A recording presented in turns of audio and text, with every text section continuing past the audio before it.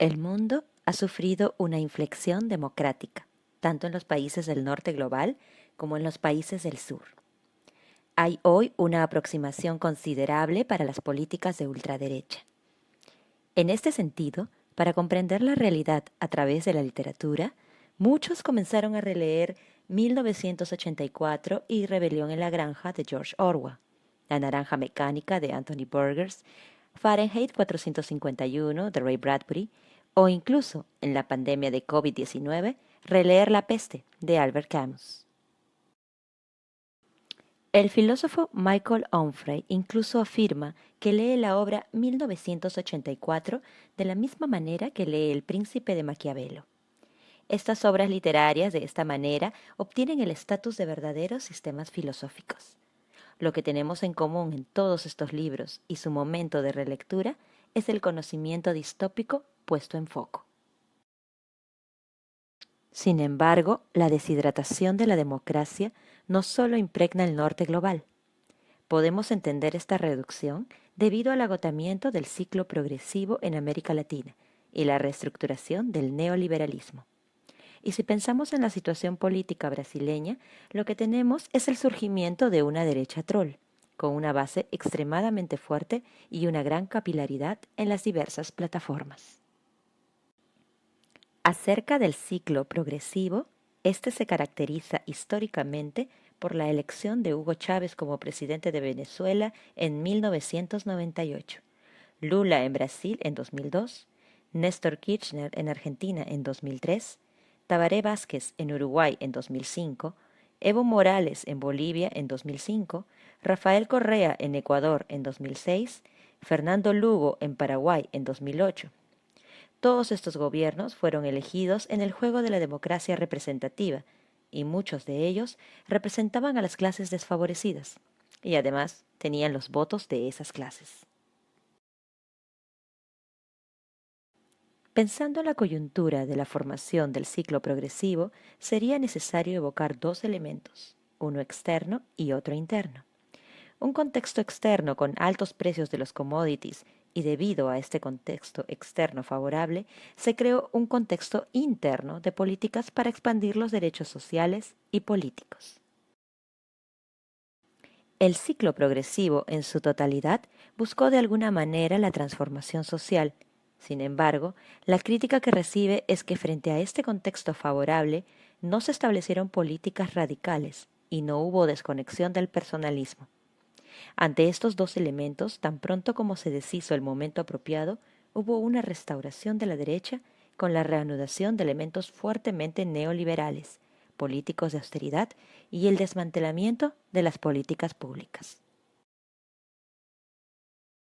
El final del ciclo progresivo tiene como marco principal la victoria de Mauricio Macri en Argentina en 2015 y la destitución de Dilma Rousseff en Brasil en el 2016. En vista de estos eventos, su agotamiento y una minorización democrática comienzan ayudados y aplaudidos por la élite del Poder Judicial, por grupos de medios comerciales y también por religiosos conservadores. En Brasil, después del golpe de Estado de Dilma Rousseff, tenemos la mediocridad de Michel Temer y más tarde una ultraderecha troll brasileña, con la elección de Jair Bolsonaro. Por lo tanto, la política de la chacota se consolida y se convierte en un método.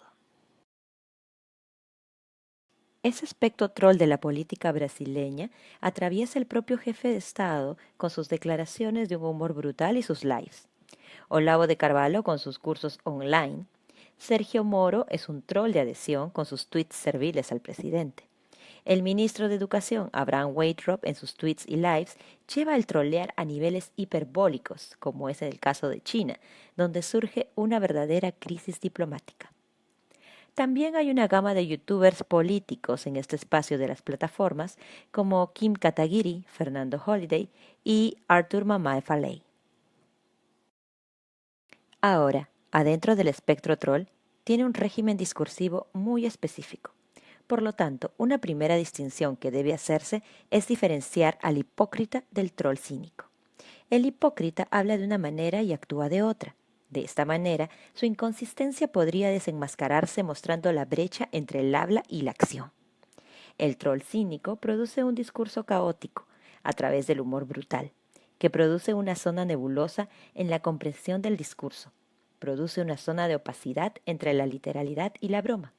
Por lo tanto, deshabilita la crítica y explicita lo obsceno.